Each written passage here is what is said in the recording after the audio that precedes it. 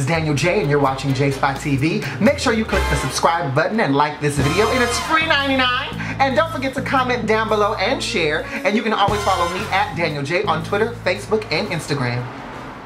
Alright honey, let's get into this here review for Basketball Wives Season 4, Episode 7. I did not do one last week because it was a bunch of bullshit, okay? Did nothing happen. You had Jackie spit on Megan. Megan made a whole scene. Shawnee came late. Everybody was trying to keep Jackie in the house in Santa Barbara. I do not know why. She ended up leaving anyway. We get back to LA. Jackie has a conversation with Drea. It was tit for tesco, just going back and forth, and I just couldn't do all of that. Something that Jackie said to Drea that made me kind of go, She told Drea to do something which was basically stir up some mess, and Drea did it, but the way that Drea did it, Jackie didn't want her to do it that way. And I was sitting there going, see, just messy moves. You can't just go somewhere and have fun. You gotta have tricks and plans and schemes going on. See, so Jackie, that was your own goddamn fault, honey. You should have shut the hell up. You should have told Drea to bring up that mess because it all backfired on you. Brandy meets up with Jackie and they having a little cocktail and conversations. Jackie is talking about, I'm a boss, I'm a boss. I'm just so tired of her talking about she a boss. Honey, okay, you a boss. We get it.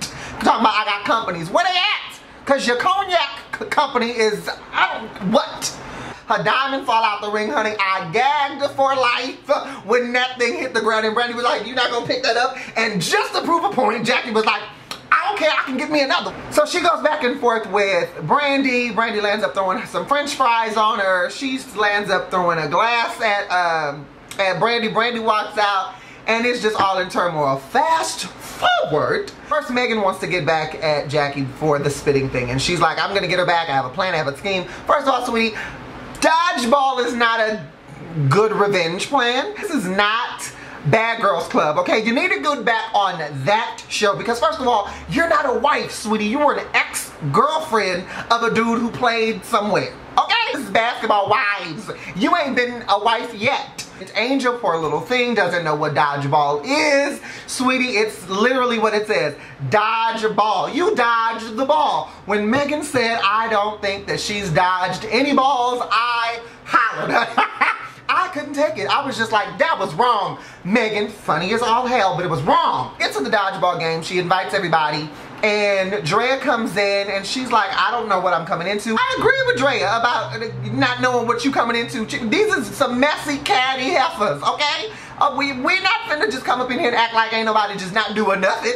So I agree, I didn't know what she didn't know what she was walking into. You ain't talked to these heifers in a week. You don't know what you walking into because you know Megan is crazy as hell. Jackie is crazy as hell. And Jackie's so stupid with that Vaseline talking about, I just came to be shiny. Girl, just be real. So I was on her side until she got outside and she was waiting for somebody to come rush after her. See, that was some straight up foolishness and some bullshit. Who does that? If you're gonna leave the event, sweetie, just leave. And if they gave a damn, then they could have called you and texted you. I bet you production went over to Angel and said, Angel, she's outside waiting. We told her to wait because we're trying to make this a scene. So can you go after her? And so Angel walks out and she's trying to understand why Drea don't want to stay.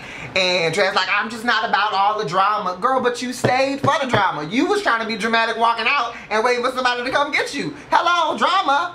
Table for what? And then we have Megan having lunch with Shawnee at the Serving Spoon, honey. I was like, the Serving Spoon? Y'all is really trying to pull some things out of LA, honey.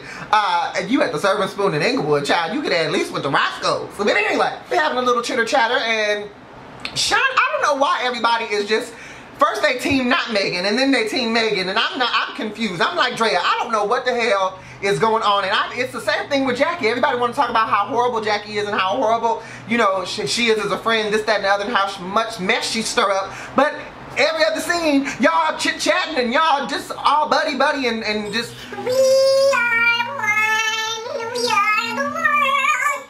I mean, make up your mind. Shawnee's just all the way team Megan. She just feels like Megan is just a wonderful bag of biscuits, honey, at 24. And I don't see it. I don't understand it. To me, she messy as hell.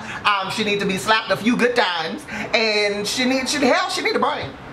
So then everybody wants to get sexy. In dance class, we got Jackie, Malaysia, Angel, and Shawnee. They all in their high heels about to get it in. This part kind of just really upset me even more so with Jackie, because I feel like Jackie is just always about her. Who gives a damn at 63? I mean, who cares, sweetie? You are too old to be giving a hot damn about what somebody else thinks about you.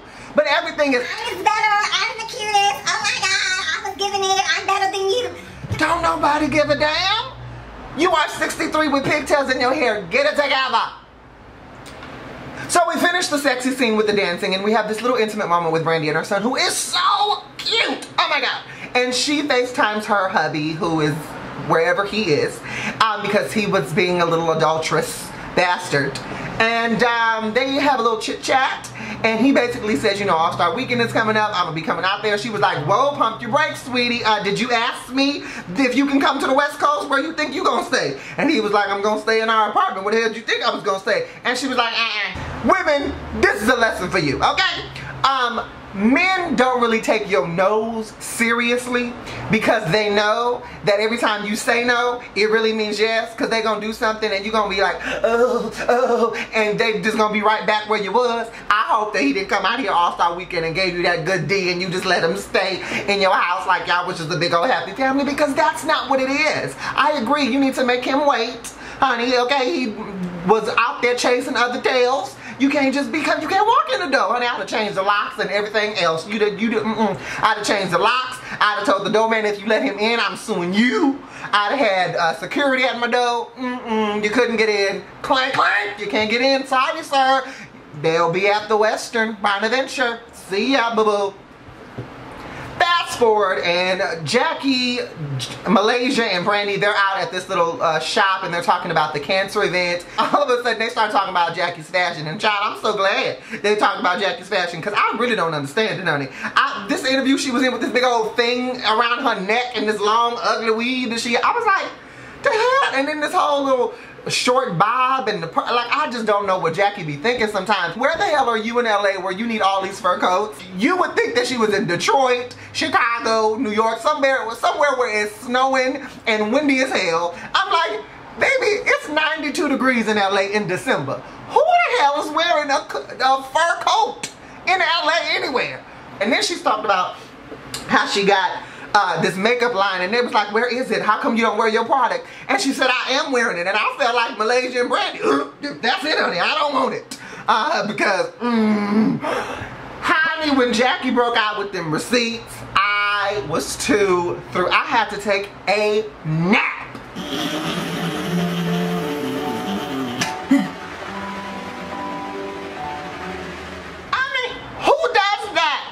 Jackie, don't nobody care about you. And Brandy was such a poor thing. She was sitting there like, are you really kidding me right now? You have receipts, sweetie.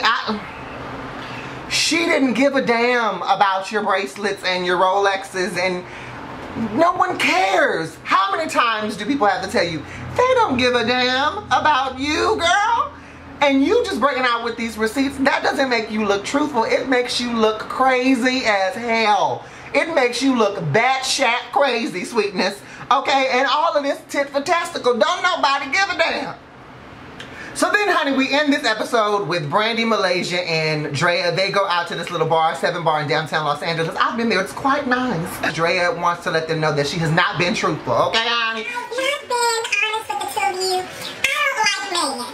But what really is the issue is I don't like the fact that you guys like her. And they looked at her like she was batshit crazy. What the hell? I was on Malaysia and Brandy's side on this one, sweetie. And as much as I love me some Drea, you a goddamn fool, honey. Ain't nobody got time for that. There is so much stuff that goes on in this world that is forgivable, and that, I think forgiveness is so important. But don't be petty, boo, sweetness. Don't be petty. If Malaysia and Brandy want to befriend little old 24 airhead Megan, you let them do that. And if you don't like her, then you ain't gotta like her. You be friends with Malaysia and Brandy. That ain't got nothing to do with them and Megan. You not one iota. You're being childish, sweetness. You really acting your true size. Honey, Brandy comes out and just says, look, you're selfish. And I agree. It is not Drea's fault that she is a selfish, self-absorbed, snotty, spoiled brat of an only child. But if y'all think that she's just gonna up and realize it on her damn own, y'all is stupid. Twice, okay? So honey, I cannot wait till next week's episode because apparently Jackie has this event that her and Brandy have been working on with The Great Gatsby. Everybody's there, and all of a sudden, honey, her and Miss Drea, they get into it. Drea tells her that her storyline is boring because ain't nobody trying to hear about that cancer shit. No, Drea, no. That's not what you say. You don't say that about someone who has cancer, sweetie. I don't give a damn how self-absorbed you are. You don't say that about somebody with cancer. You don't tell them that their storyline is boring. Drea, bad girl. Get in your house. No snack for you. Oh my God. And so she lands up leaving and Angel goes again to try to follow her. Honey, Angel is seeming just like little Drea's lapdog. Like she just follow her around like, ooh, ooh, Drea. Do you need anything, Drea? Do you want anything, Drea? Let me go check on Drea. I mean, I have not seen since Angel popped on the scene. I have not seen her personality. And I need to see her personality before I have any opinion on her. But right now it just seems like she's little Drea's lapdog. Anyway, what else have I been watching? I did see the Real Housewives of New York reunion part 1, and I enjoyed it. Honey, Bethany, Heather, and Carol give me life.